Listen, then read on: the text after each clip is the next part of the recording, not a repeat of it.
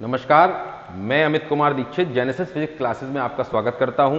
मैंने अपने पिछले वीडियो में आपको उत्तर प्रदेश बोर्ड के पाठ्यक्रम के विषय में बताया था और उसमें मैंने आपको सबसे पहला जो आपकी इकाई थी स्थिर विद्युत की, उसमें मैंने आपको 3 अध्याय बताए थे, जिनमें पहला अध्याय था आवेश तथा वैद्युत क्षेत्र, दूसरा अध्याय था गॉस प्रमेय और तीसरा अध्याय विभव तथा धारिता।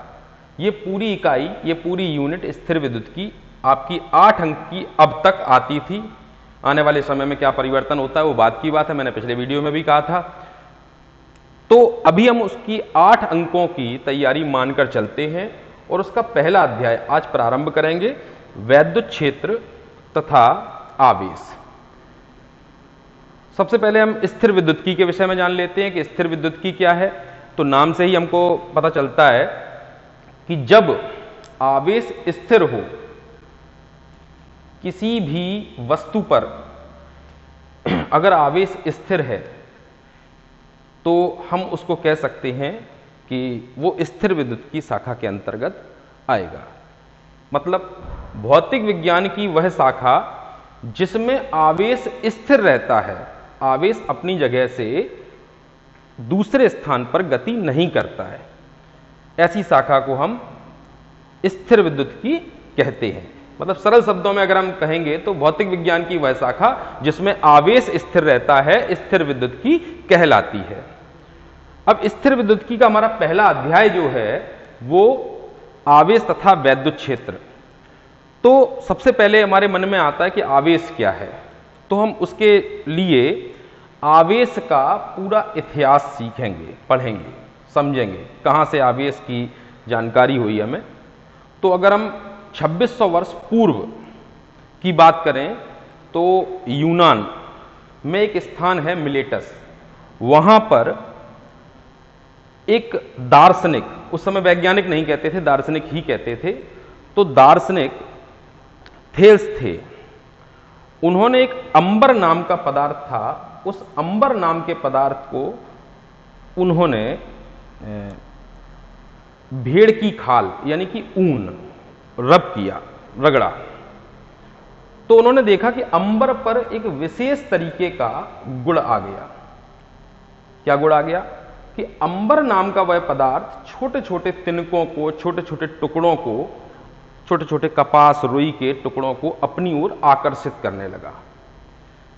उन्हें बहुत आश्चर्य हुआ, बहुत अच्छा उन्होंने प्रयोग किया, लगा उन्हें बहुत अच्छा है। लेकिन 2200 वर्षों तक इस महत्वपूर्ण तथ्य पर किसी का ध्यान नहीं गया। 2200 वर्षों तक कोई इस चीज को नहीं समझा कि थेल्स ने जो खोज की थी, थेल्स ने जो जानकारी दी थी वो बहुत महत्वपूर्ण है, इतनी महत्वपूर्ण है कि आज हमारे लिए सबसे उपयोगी चीज वही हो जाएगी। लेकिन तब इस चीज पर किसी ने ध्यान नहीं दिया। आज से लगभग 420 वर्ष पूर्व 1600 में एलिजाबेथ, महारानी एलिजाबेथ के डॉक्टर थे गिलबर्ट, उन्होंने इसी तरीके का, इसी से मिलता जुलता प्रयोग किया। उन्होंने देखा जैसे अंबर को ऊन पर रगड़ा जाता था तो उसमें यह गुण आता था, ऐसे ही उन्होंने कांच, एबोनाइट, ऐसे पदार्थों को देखा कि इनको भी रगड़ने पर इस प्रकार का गुण आता है। तो उन्हें यह लगा कि हम जब रब करते हैं, जब हम एक पदार्थ को दूसरे पदार्थ पर रगड़ रहे हैं, तो इस घर्षण के कारण वस्तु में एक विशेष प्रकार का गुण उत्पन्न होता है कि वह छोटे छोटे तिनकों को, छोटे छोटे टुकड़ों को अपनी ओर आकर्षित करने लगता है। यानी कि वस्तु में आकर्षित करने का गुण आ जाता है। इस गुण को उन्होंने वैद्युत नाम दिया, वैद्युत। इस गुण को उन्होंने वैद्युत नाम दिया। इसके पश्चात जो अंबर नाम का पदार्थ था उसे यूनानी भाषा में, ग्रीक लैंग्वेज में इलेक्ट्रॉन कहा जाता था। तो वहीं से इस गुण को इलेक्ट्रिसिटी कहने लगी, वहीं से तो अब हमारे पास इलेक्ट्रिसिटी शब्द आ चुका था, लेकिन अभी भी आवेश के विषय में महत्वपूर्ण बात हमारे बीच में आनी बाकी थी।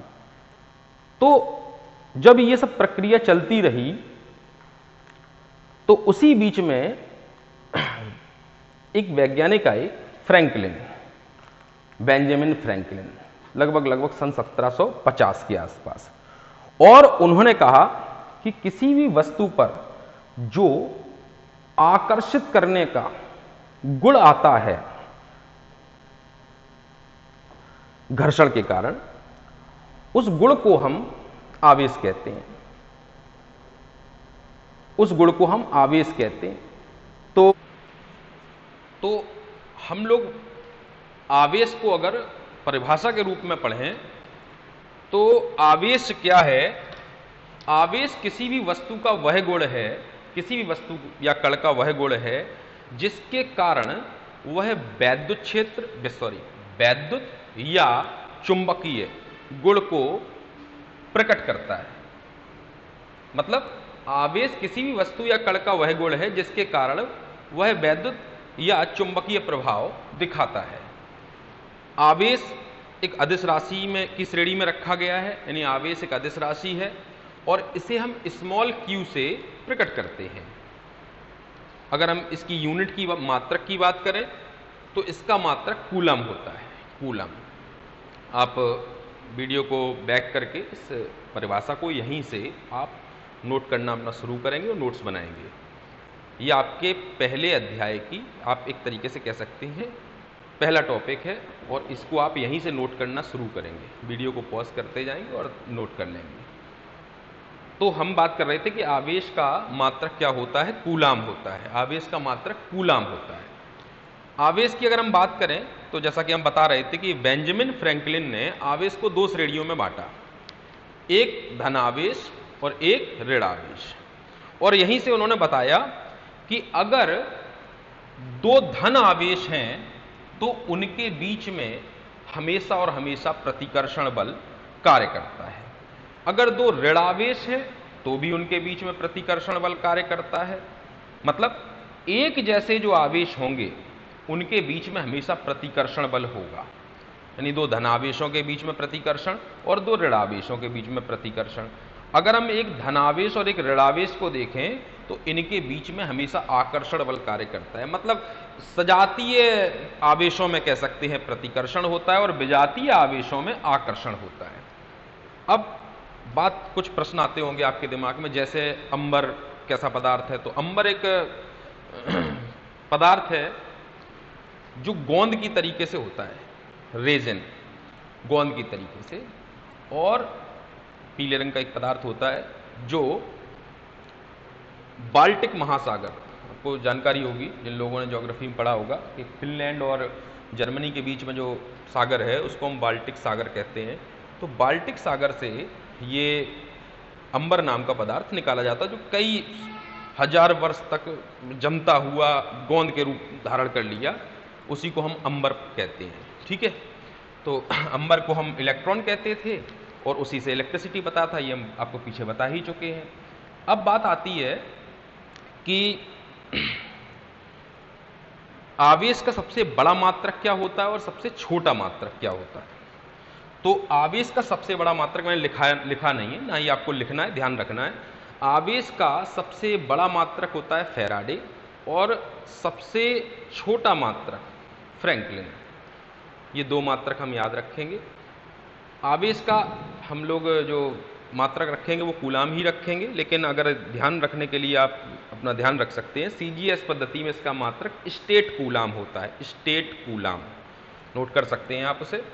सारी चीज़ें लिख नहीं सकते हैं बोर्ड पर, इसलिए आप कुछ चीज़ों को जो मैं बोल रहा हूँ उसको ध्यान करने के लिए अपना नोट भी कर सकते हैं।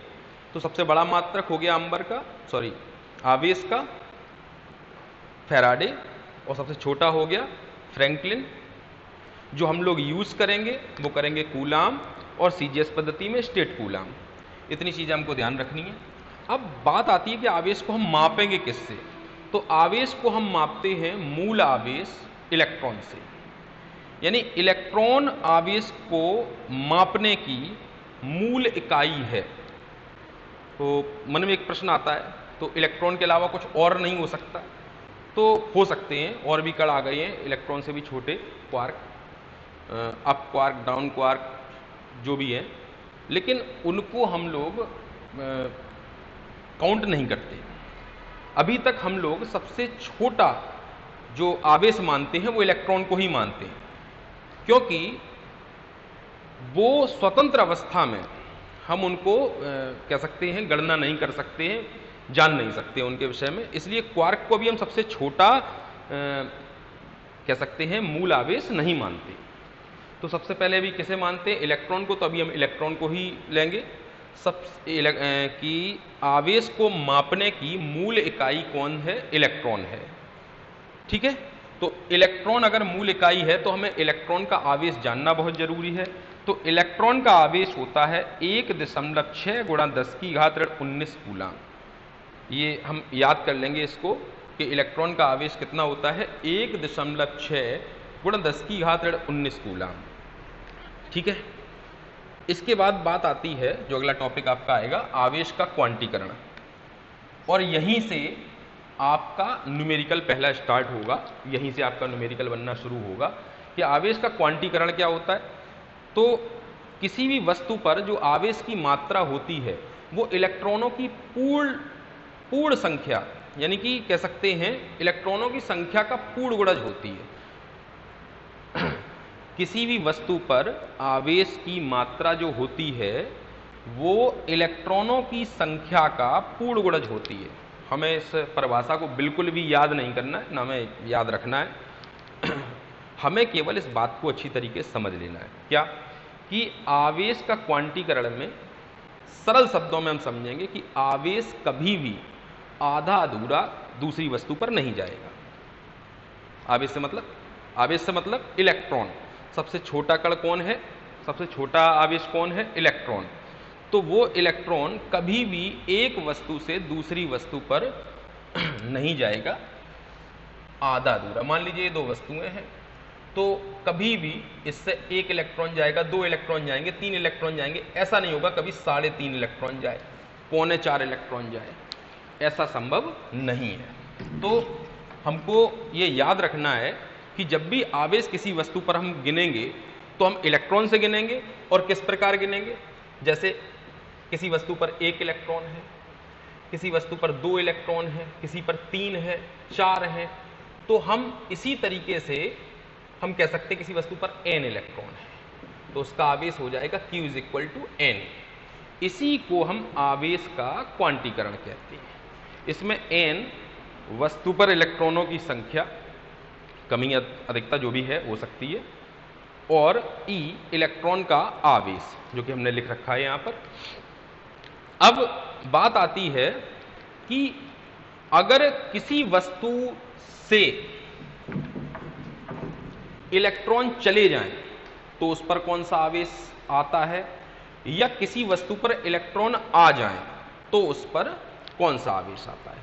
आपको जानकारी होगी, यहां लिख देते हैं कि किसी वस्तु पर जब इलेक्ट्रॉन आ जाएगा, मान लीजिए कोई वस्तु है, इस पर अगर इलेक्ट्रॉन आ जाएगा तो इलेक्ट्रॉन ऋण आवेशित कण होता है, ये जानकारी होगी आपको। तो ये ऋण आवेशित कण होता है, तो जब ये ऋण आवेश इस वस्तु पर आ जाएगा तो ये वस्तु कैसी हो जाएगी? ऋण आवेशित हो जाएगी। मतलब जब भी इलेक्ट्रॉन किसी वस्तु पर आता है तो वह वस्तु ऋण आवेशित हो जाती है। उल्टा कर दें, जब किसी वस्तु से इलेक्ट्रॉन चला जाता है तो वो वस्तु धन आवेशित हो जाती है। अर्थात सरल शब्दों में अगर हम बोलें या विचार करें, एक वस्तु ऋण आवेशित है, इसका मतलब ये है कि उस पर इलेक्ट्रॉन की अधिकता है।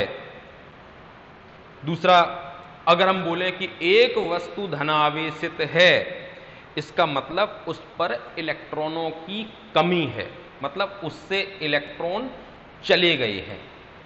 अब इसी टॉपिक के इसी सूत्र पर आधारित हम कुछ आंकिक प्रश्न अपने अगले वीडियो में करेंगे। धन्यवाद।